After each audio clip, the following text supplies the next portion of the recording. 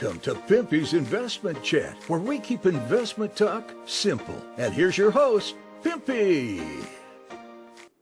What is going on out there, peeps? Oh yeah, I'd rather be optimistic and wrong than pessimistic and right. That's a great quote. Anyways, I want to share an experience with you guys and then go ahead and make some corrections on some of the things that, I said make corrections. Make some corrections on some information that I shared. So let's go ahead and get into this. Before we get started, do me a favor, hit the thumbs up button. If you're not a subscriber, please do so, because when you do, it helps out the channel, and I certainly do appreciate it. If you're thinking about buying gold and silver, head on over to our friends at Miles Franklin. The link will be down below in the description. When you make your purchase, make sure you use promo code Pimpy, P-I-M-P-Y, and they'll take care of you. If you have any additional questions, you can reach us over here at this phone number or over here at this particular email. For all orders over $10,000, reach out by email and we'll make sure that you get a great deal. So come on over to Miles Franklin and add to your precious metal inventory. Alrighty, first things first, I did post this in a group.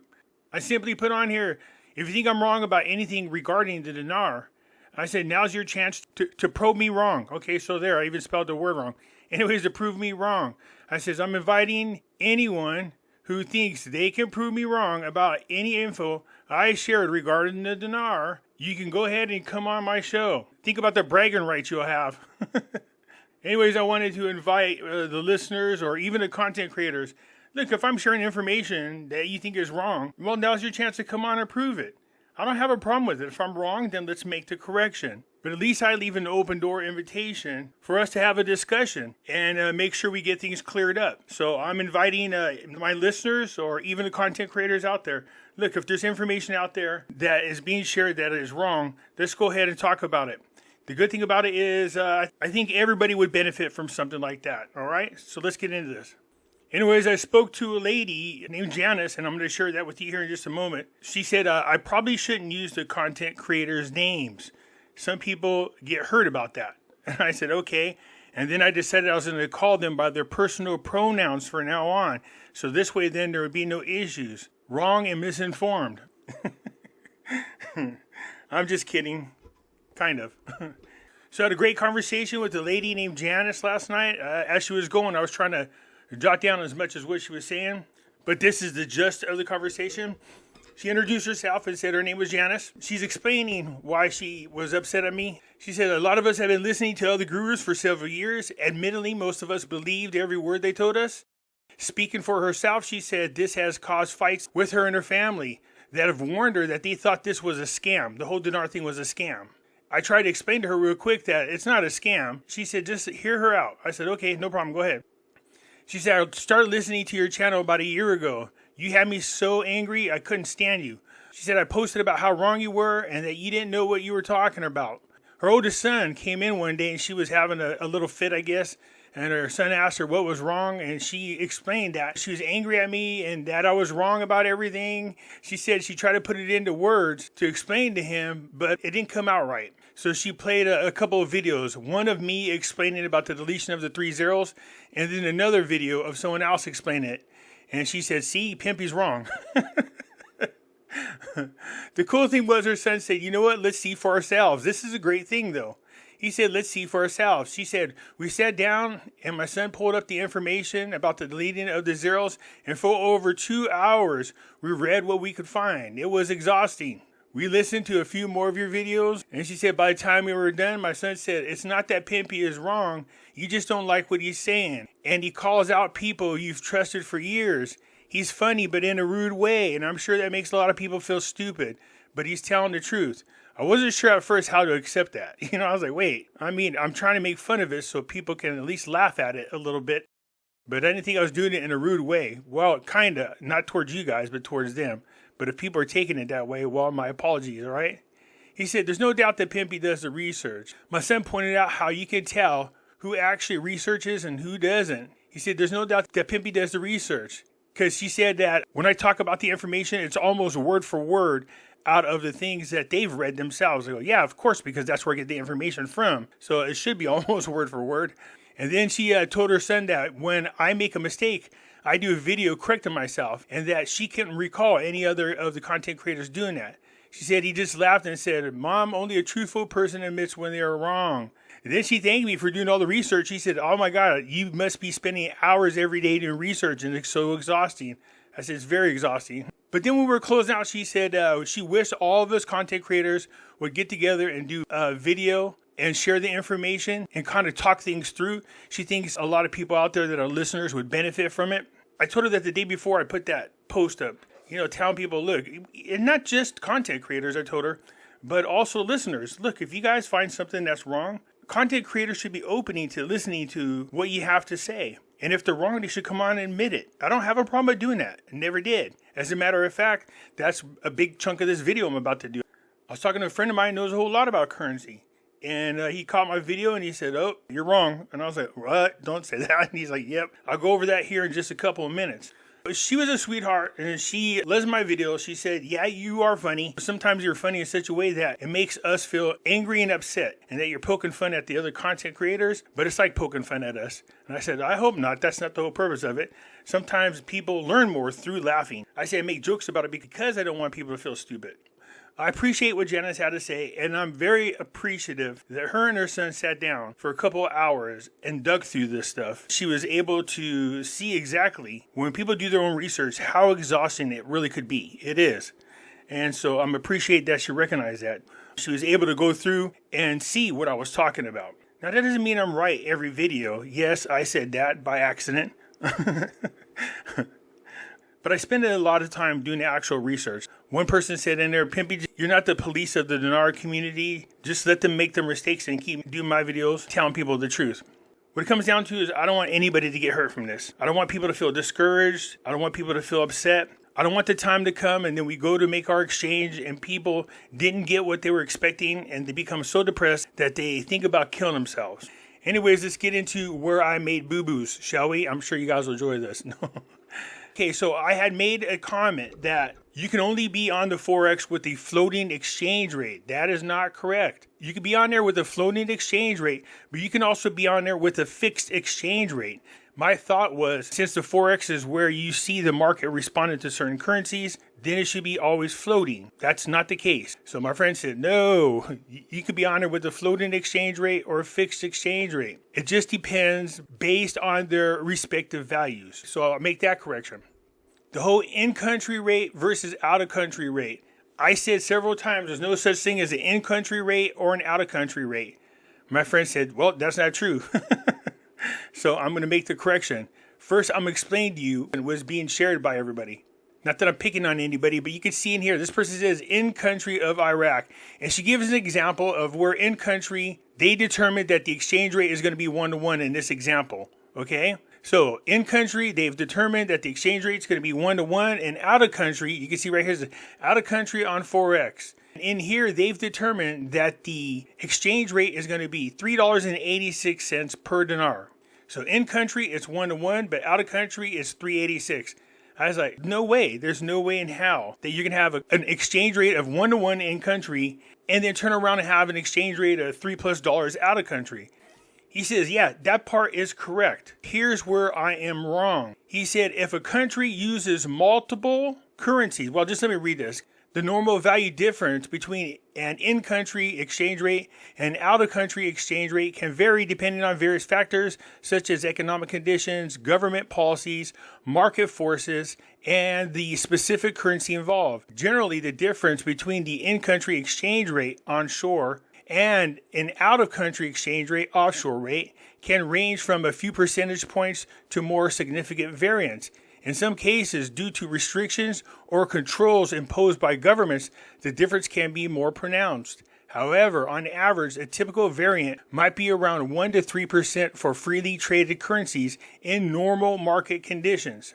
An in-country exchange rate can exist when a country has multiple currencies circulating within its borders. The situation can occur due to historical reasons, economic policies, or specific regional circumstances.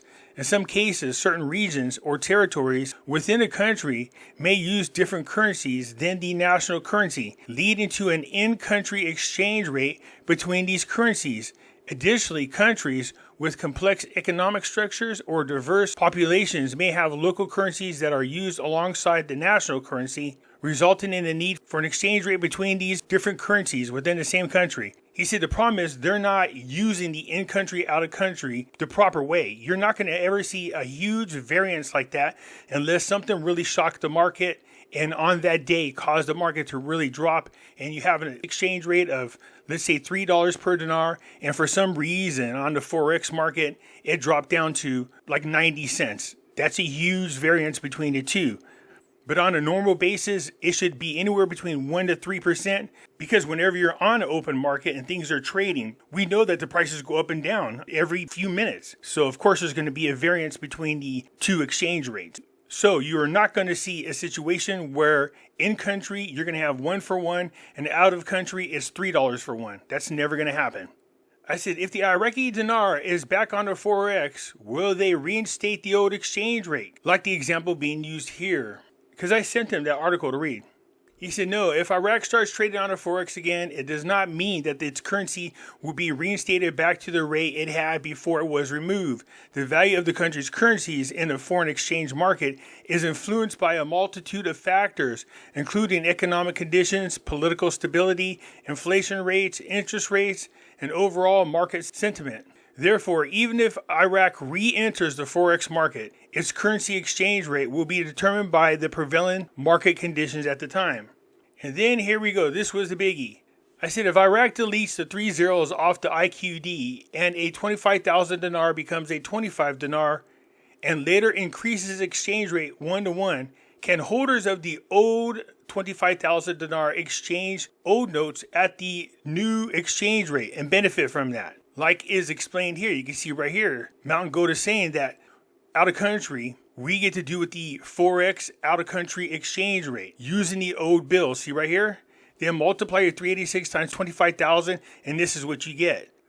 No, holders of the old 25,000 dinar notes would not be able to exchange them at a 1 for 1 rate if Iraq were to redenominate its currency by removing 3 zeros and then later revalue the currency 1 to 1.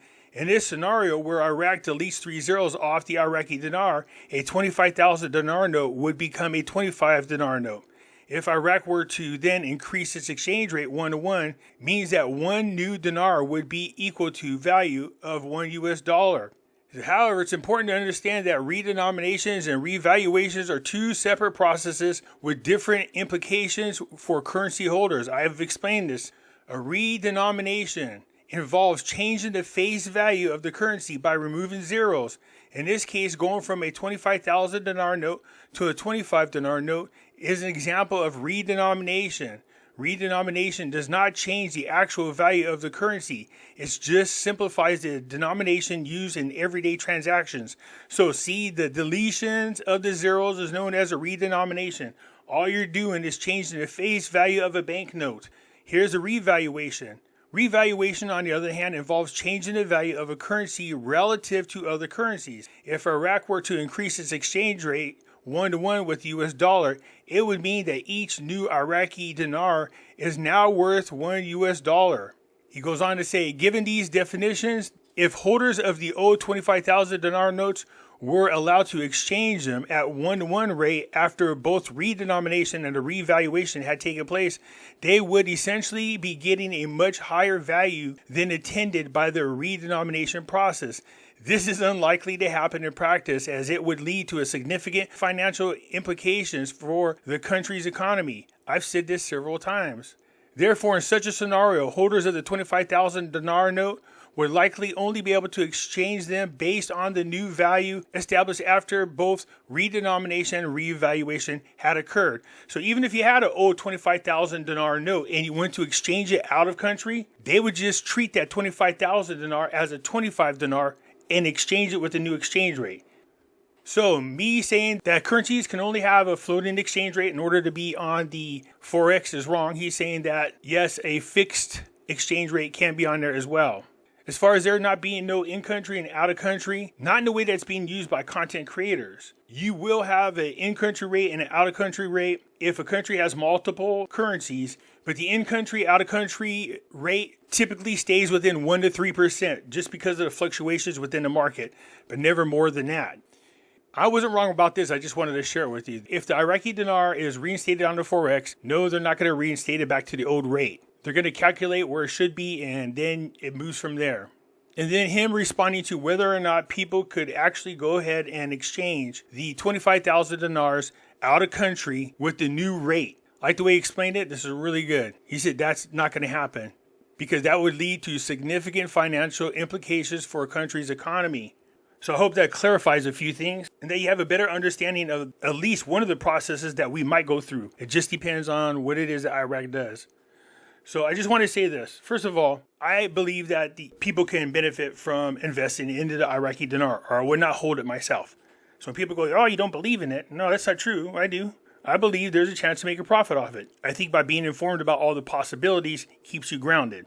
And once again, I am inviting listeners or content creators, if you hear me say something wrong, then come on my show and just say, hey, Pimpy, let's go over this, because it would be a great way for everybody to get the correct information out and share it with each other. So I'm open to that as well. Look, if I'm wrong, I'm wrong. I'll come on here and make the correction. So if I'm making videos and poking fun at your favorite content creator, I make jokes because I don't want people to feel stupid. I want them to be able to laugh about it and go, oh, darn, I was wrong about that, and just move on. So in light of what Janice was suggesting, that I don't use the content creators' names on my videos, I've decided to use their personal pronouns. Wrong and misinformed. So I made some boo-boos. I wanted to make sure to get the correction out there. But generally what I was saying about the in-country, out-of-country was correct, because you're not going to see an exchange rate like is being explained to you out there in the dinar community. I just showed you guys an example. In-country 1-to-1, out-of-country a 386 exchange rate. That's not going to happen. The variance is usually somewhere between 1 to 3% because of market fluctuation. Anyways, that's it for now. Look, I look forward to you guys' comments, and I'll get back at you later. I'm out.